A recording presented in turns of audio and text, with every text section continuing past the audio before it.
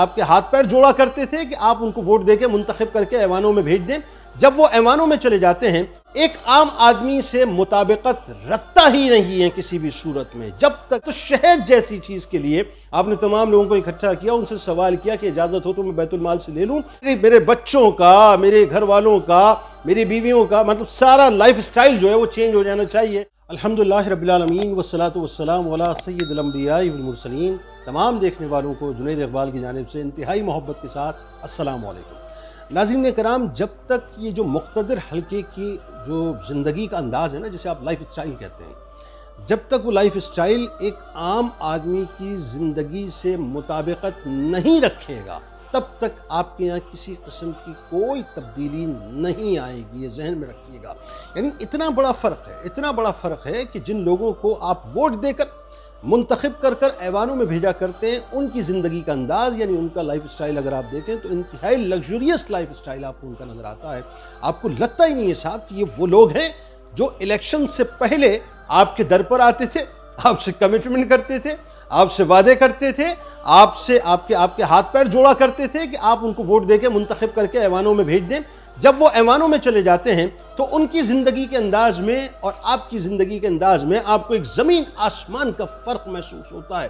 یعنی ان کا life style, جہاں وہ رہا کرتے ہیں، وہ گاڑیاں جن کے اندر وہ گھوما کرتے ہیں، وہ پروٹوکول جو ان کے آگے پیچھے ہوا کرتا ہے، وہ دربان جو ہر وقت ان کی چاکری کے لیے کھڑے ہوتے ہیں، وہ ریسٹورانٹ جن کے اندر وہ کھانا کھایا کرتے ہیں، وہ ساری گیتھرنگ جن کے اندر وہ رہا کرتے ہیں، پھر وہ انٹرنیشنل ٹورز کے جن ممالک میں وہ اپنے ویکیشنز کو گزارنے کے لیے جایا کرتے ہیں، غرض کے ان کی اولادیں جن اسکولز میں پڑھا کرتی ہیں، جن کالجز میں پڑھا کرتی ہیں، یا یوں کہہ لیجئے کہ ان کے کھانے پینے کے سارے انتظامات، ان کے رہن سہن کے سارے انتظامات، یا ان کا اپنا وارڈروب جتنا یوں کہہ لیجئے مہنگا ترین وارڈروب ہوتا ہے، یعنی ہر جگہ پہ آپ کو برانڈ ان کے ساتھ نظر آتا ہے، وہ ایک عام آدمی سے مطابقت رکھتا ہی نہیں ہے کسی بھی صورت میں، جب تک کہ الا یہ جب تک ایک عام آدمی سے ان کی زندگی کی مطابقت نہ ہو جائے۔ ناظرین آپ ذہن میں رکھیے گا، پاکستان کے اندر کچھ بھی تبدیل نہیں ہوگا۔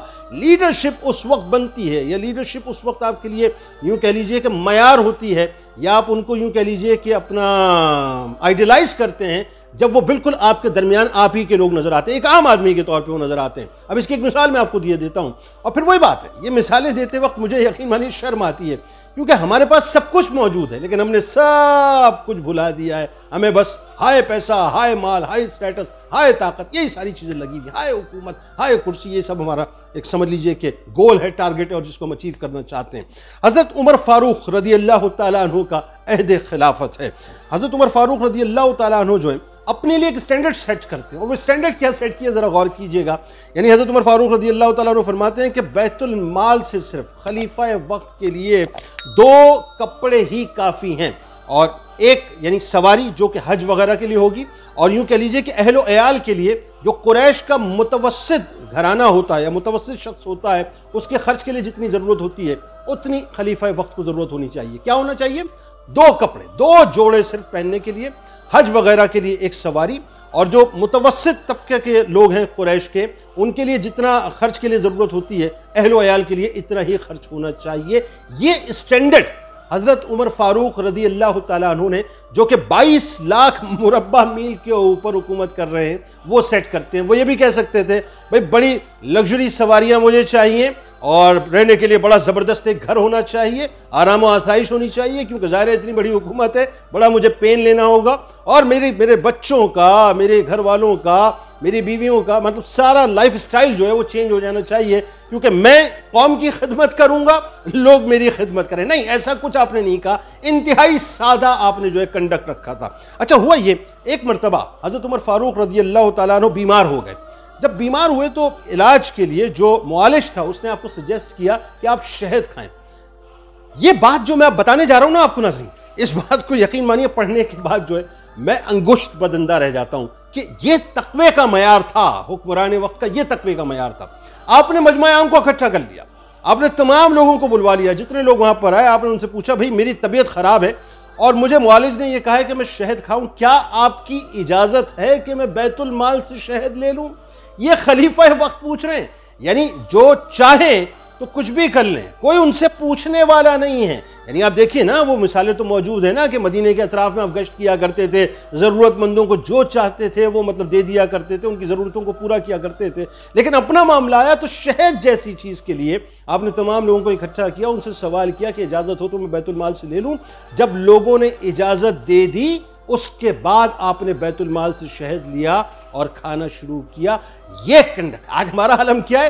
آج یہ سارا مال ہمارا ہے، ہمارے باپ دادا کا ہے، یہ جائیدادیں ہماری ہیں، یہ مال ہمارا ہے، یہ پیسہ ہمارا ہے، جو کچھ بھی مل سکتا ہے پاکستان سے وہ سب کچھ سمیٹ لو کہ وہ سب ہمارے باپ کا ہے، سب ہمارے باپ دادا کا ہے۔ یہ ہمیں دے کے گئے اور وصیت کر کے گئے کہ اس پاکستان کو اسی انداز سے بھمبوڑتے رہنا۔ ہم سارے وسائل کا استعمال کرتے ہیں، ساری لگژریز کا استعمال کرتے ہیں۔ یعنی آپ اندازہ کیجئے کہ ابن سعد رضی اللہ تعالیٰ عنہ کہتے ہیں کہ ہم ایک روز حضرت عمر فاروق رضی اللہ تعالیٰ عنہ کے دروازے پر بیٹھے ہوئے تھے، تو وہاں سے ایک لڑکی کا گزر ہوا، تو ہم نے خیال کیا کہ شاید یہ حضرت امیر المومنین رضی اللہ تعالیٰ عنہ کی باندھی ہوگی۔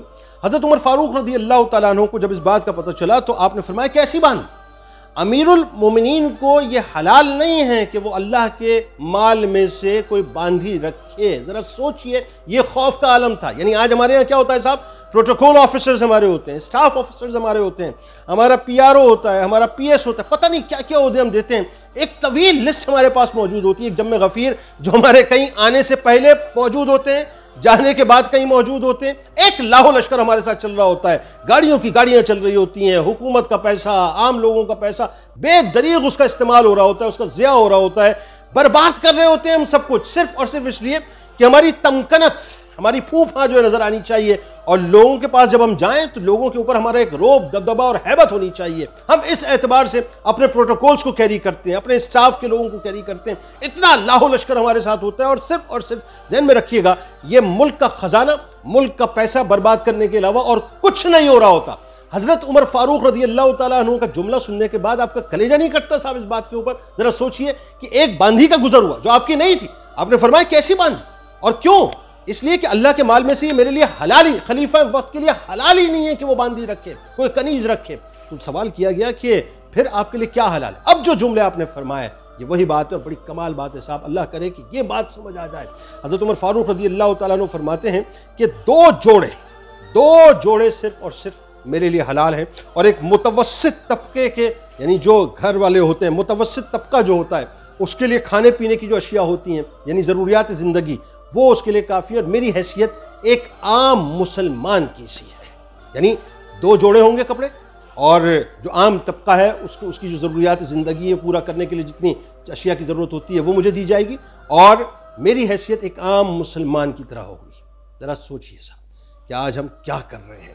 وہ جو کام کر کے چلے گئے، یا وہ جو مثالیں سیٹ کر کے چلے گئے، خدا کی قسم ہم اس کی خاک، اس کی دھول تک بھی نہیں پہنچ سکتے۔ اللہ کرے کہ ہمیں اللہ تعالیٰ یہ توفیق دے کہ جس انداز سے ہمیں حکومت کرنی چاہیے، یا جس انداز سے ہمیں خدمت کرنی چاہیے، ہم اس کا حق ادا کر سکیں۔ اجازت دیجیے اس دعا، اس امید، اس یقین کے ساتھ اللہ تعالیٰ آپ کا، ہمارا، ہم سب کا حامی ناصر۔ اللہ حافظ۔